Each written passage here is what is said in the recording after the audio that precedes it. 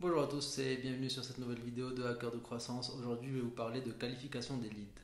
Alors, quand on parle de qualification, eh bien, qu'est-ce qu'on entend par là? On va commencer par une petite définition.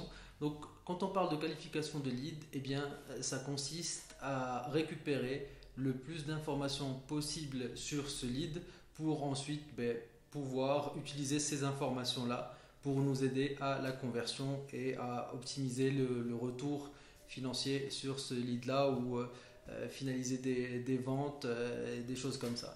Donc, techniquement, enfin concrètement, en quoi ça consiste? Eh bien, ça va consister à ajouter, par exemple, à côté de chaque email qu'on récupère, à côté de chaque numéro de téléphone, eh bien, peut-être le nom, le prénom, la page sur laquelle la personne était lorsqu'elle a renseigné ses informations, la taille de sa société, sa position hiérarchique dans une société, etc. Donc ça peut être tout plein de choses, tout type d'informations, que ce soit des informations donc, statiques ou comportementales, donc les pages visitées, les actions faites sur notre site.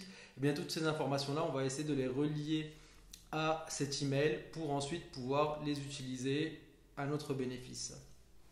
Donc, pour ce qui est voilà, l'intérêt de la qualification des leads, il est assez évident. Si on a un simple email tout seul, eh bien, notre communication, nos relances email, ce type de choses va être moins performant que si on avait en plus de ça eh bien, le prénom, la ville, le fait de savoir s'il a visité la page où on vend des chaussures ou la page où on vend de l'électronique, etc. Donc niveau qualification, il y a, je pense Amazon est un peu au top de ce jeu-là. Sur le relance email, vous vous rendrez compte assez facilement que c'est très très personnalisé, toujours en rapport avec ce que vous avez visité.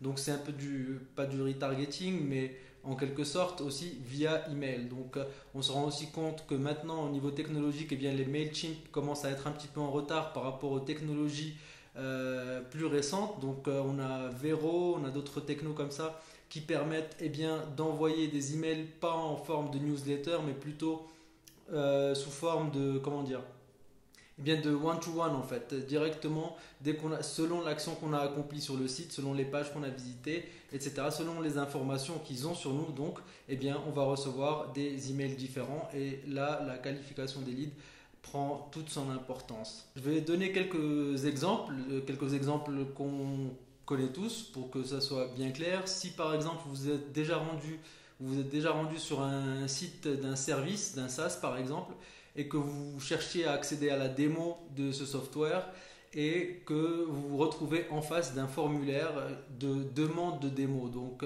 pour prendre rendez-vous, pour avoir la démo faite en direct ou pour juste accéder à la vidéo, ils peuvent mettre un formulaire que vous avez à remplir pour accéder à la démo du software.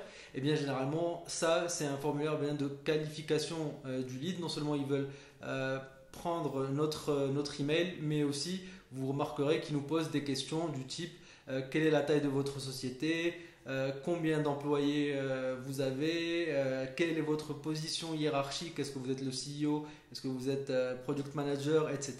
Donc toutes ces informations-là leur servent et servent à nous qualifier, donc à qualifier le lead et leur serviront ensuite dans la façon de communiquer avec nous pour mieux savoir en fait et mieux calculer donc les chances de convertir le lead en vente. On voit aussi dans le domaine de l'affiliate marketing, typiquement dans les campagnes adultes, si vous en avez déjà vu.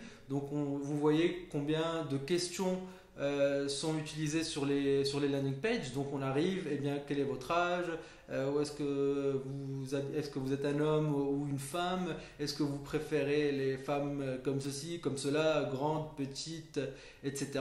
Donc toutes ces questions, même si dans le cas des landing pages adultes, elles sont fake puisqu'on ne les utilise pas vraiment, ces informations ne sont pas stockées, mais ça représente parfaitement à quoi ressemble un processus de qualification du lead. Ça voudrait dire, voilà, il récupère des informations, autant d'informations que possible sur nos préférences à nous pour pouvoir nous présenter le produit qui a le plus de chances de nous convertir en client.